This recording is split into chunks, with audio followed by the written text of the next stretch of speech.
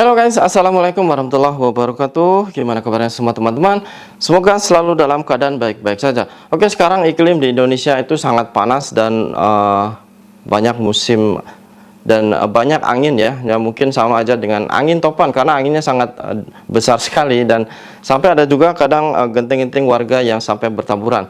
Namun karena di sini emang mungkin di Indonesia ini sekarang musim kemarau dan perekonomian di Indonesia itu sangat menurun guys, khususnya untuk para petani atau mungkin boleh dibilang masyarakat menengah ke bawah itu sangat-sangat kesusahan.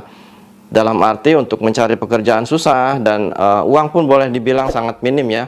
Kalau bahasa Sundanya itu musim paila. Jadi untuk teman-teman yang sekarang bekerja di Taiwan, apapun pekerjaannya dan berapapun gaji kalian harus diterima dan harus pintar-pintar untuk menjaga keuangan ya. Istilahnya untuk belanja sekian, untuk keperluan sekian, dan jangan lupa harus menabung ya, karena untuk masa depan kita. Karena kehidupan di Indonesia itu sangat mahal guys. Kalau seumpama kita pulang dalam keadaan tidak punya apa-apa ataupun mungkin hanya tanggung, itu akan sangat repot ya. Jadi untuk teman-teman ya, dimanapun bekerja harus selalu semangat dan ingat jangan sampai boros dan harus perbanyak menabung. Oke, kali ini ada sebuah aduan dari salah satu Mbak TKW juga. Dia mungkin karena banyak ini baru, mungkin di rumahnya itu tidak terbiasa kerja capek ataupun mungkin gimana ya, yang mana dia menuliskan seperti ini. Saya sudah nggak kuat bangun jam 4 pagi, nggak ada istirahat sampai jam 10 malam. Jadi mbaknya ini bekerja mulai dari jam 4 pagi hingga jam 10 malam sampai nggak ada istirahat. Namun di situ saya sempat menanyakan, masa sih sampai nggak ada waktu untuk istirahatnya, untuk makan ataupun mungkin untuk duduk sebentar. Saya rasa di Taiwan itu nggak sampai sekejam itu ya, setidaknya mungkin untuk makan atau ada jam istirahatnya. Dan mungkin di sini teman-teman yang khususnya di sektor formal pernah mengalami hal seperti ini, mungkin kerja mulai dari pagi hingga jam 10 malam.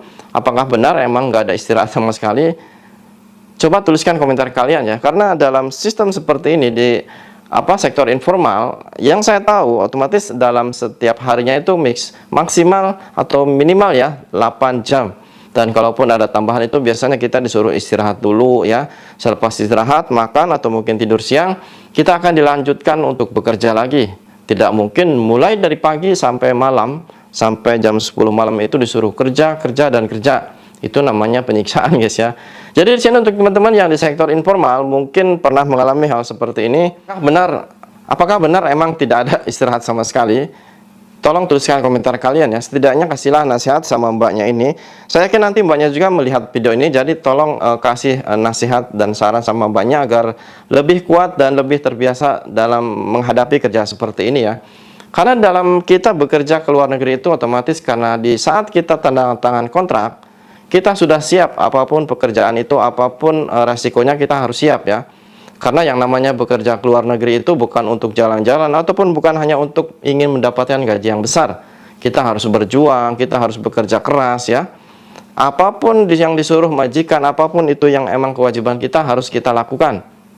Asalkan itu emang ada dalam peraturannya. Kalau mungkin ada sesuatu yang melanggar dari job kita, kita pantas untuk melaporkan ya. Dan dari mbaknya ini saya usulkan sama mbaknya agar suruh bertahan dulu dan coba ngomong sama majikan minta waktu untuk istirahat tidur ya. Karena dari jam 4 pagi sampai 10 malam otomatis kalau nggak ada istirahat, saya rasa untuk laki-laki juga nggak kuat ya. Otomatis kita kan harus ada waktu istirahat untuk tidur, atau kalaupun mungkin 1 jam ya untuk makan. Otomatis saya rasa Taiwan nggak terlalu sekejam itulah ya. Jadi untuk teman-teman coba tuliskan komentar kalian, setidaknya kasih nasihat sama mbak ini agar dia setidaknya mengerti dan paham seperti apa yang namanya kerja di Taiwan itu. Oke, semoga bermanfaat. Saya Roni Saputra, Suara TKI.